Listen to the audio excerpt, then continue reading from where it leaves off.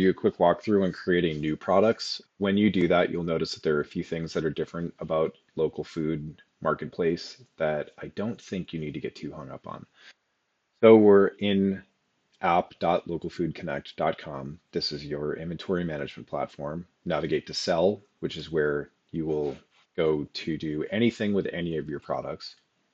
I'll then click add product, add products to manage and sell in Local Foods Plymouth. This will look different if you have a few different Connect accounts. So you can use the same account to manage different farmers markets or anybody else if you're working with other people who use local food marketplace.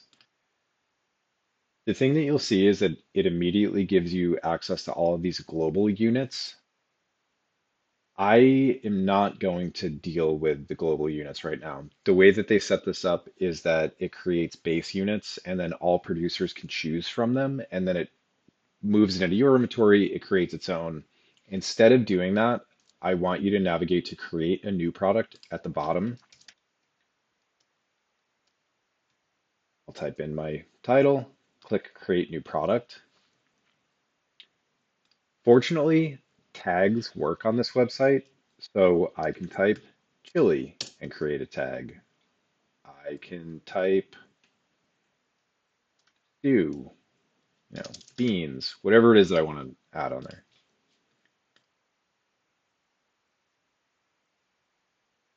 Now I can upload my images. So click into upload. There's, I'll just choose it from the desktop. Unit info. So the unit here would be, let's say that it's a 12-ounce jar. And the price is $15. More unit info. I would add weight if it was a variable weight product, add volume if I was selling by volumes, these things that I do not need to worry about. Product info, product type. This is a big one. So you can click here and it'll give you a better explanation about what product types are. Essentially, type A draws from a shared availability. So this would be like if I have a big pot of chili and I want to sell it in 12-ounce units. And so I'm going to list 120 ounces of chili. Most of the products that you're selling aren't going to be type A. The majority are going to be type C.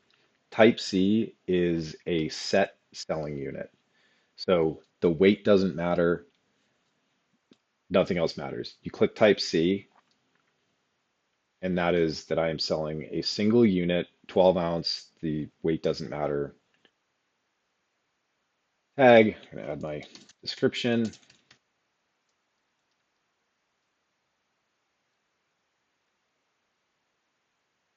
Add a deposit here. A lot of you don't use deposits, so you can ignore this.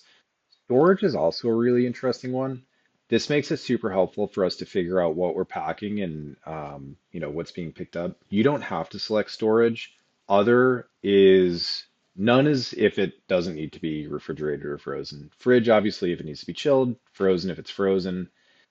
Alcohol is just there. They said that they can't change it. Other, I haven't figured out what to do with yet. So click either none if it doesn't need to be refrigerated or frozen. Fridge if it needs to be refrigerated. Frozen if it needs to be frozen. If you have any ideas about how to use other, please let me know. Sales taxes are not applicable. So then I click create. So now this is the same approval process. It will go to me, I approve it, I assign it to the appropriate category, and then it'll be live.